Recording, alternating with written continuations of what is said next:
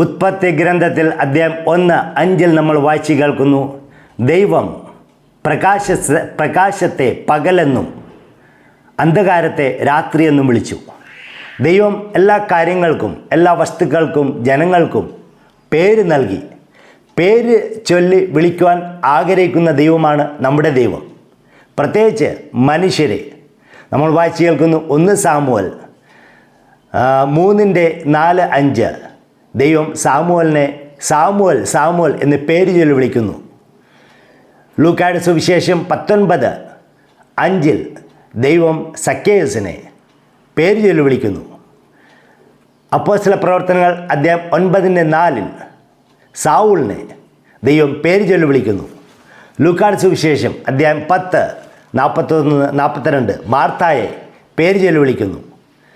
പിന്നെ ലാസറൂസിനെ പേര് ചൊല്ലി വിളിക്കുന്നു. ഇങ്ങനെ പേര് ചൊല്ലി വിളിക്കുവാൻ ആഗ്രഹിക്കുന്ന ദൈവമാണ് നമ്മുടെ ദൈവം. യോഹന്നാന്റെ സുവിശേഷം 10:3 പറയുന്നു, ദൈവം ഓരോന്നിനെയും പേര് ചൊല്ലി വിളിക്കുന്നു. സ്നേഹമുള്ളവരെ, നിങ്ങളുടെ പേര് ദൈവത്തിന് വളരെ പ്രിയമുള്ളതാണ്. നിങ്ങളെ പേര് ചൊല്ലി വിളിക്കാൻ ദൈവം ആഗ്രഹിക്കുന്നു.